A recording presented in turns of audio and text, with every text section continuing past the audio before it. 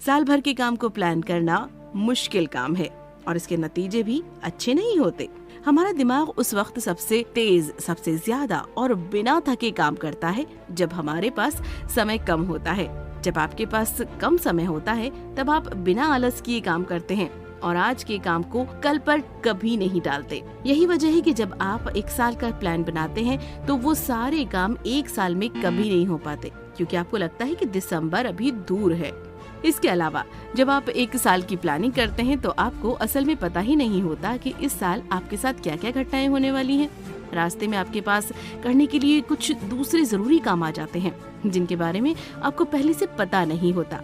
ये काम आपके कामों में बाधा डालते हैं, जिससे आपके लिस्ट के काम पूरे नहीं हो पाते।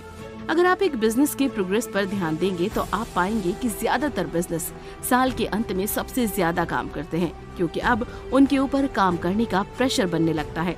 वे अपने इस साल की मंजिल को हासिल करने के लिए तेज काम करने लगते हैं, क्योंकि अब साल बीतने में ज्यादा समय नहीं बचा है।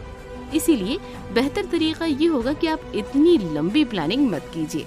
आप अपने लंबे प्लान को छोटे छोटे हिस्सों में बांट दीजिए और वो छोटा हिस्सा 12 हफ्तों का होना चाहिए।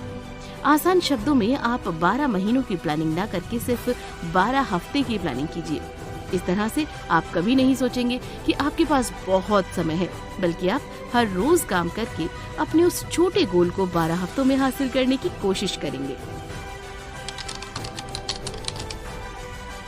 एक अच्छी प्लान की मदद से आप कभी रास्ता नहीं भटकेंगे। जब आप किसी सफर पर जाते हैं तो आप अपने साथ एक मैप रखते हैं जो आपको ये बताता है कि आप कहाँ तक पहुँचे हैं और आपको भी कितनी दूर तक और जाना होगा। ठीक उसी तरह से एक प्लान आपको बताता है कि आप अपने काम का कितना हिस्सा पूरा कर चुके हैं और आपको दिए गए समय में अभी कितना काम और पूरा करना होगा। एक प्लान फोकस करने में आपकी मदद करता है। वो आपको ये बताता है कि इस समय आपके लिए सबसे ज्यादा जरूरी क्या है। अगर आपके पास एक प्लान नहीं होगा तो आप वो काम नहीं करेंगे जो आपके सामने है।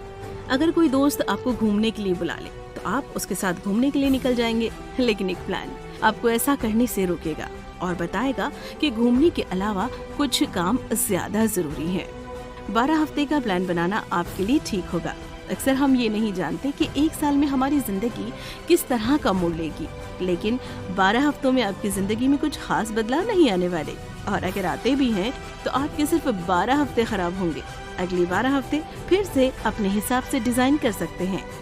इसके लिए सबसे पहले ये तय कीजिए कि इन 12 हफ्तों में आप क्या हासिल करना चाहते हैं। आप कुछ ऐसा चुनिए जो हासिल किया जा सकता हो।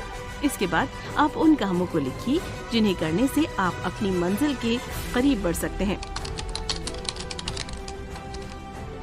खुद को रास्ते पर रखने के लिए आप वीकली प्लान और वीकली मीटिंग का सहारा लीजिए। चाहे जो भी हो, आप एक परफेक्ट प्लान नहीं बना सकते।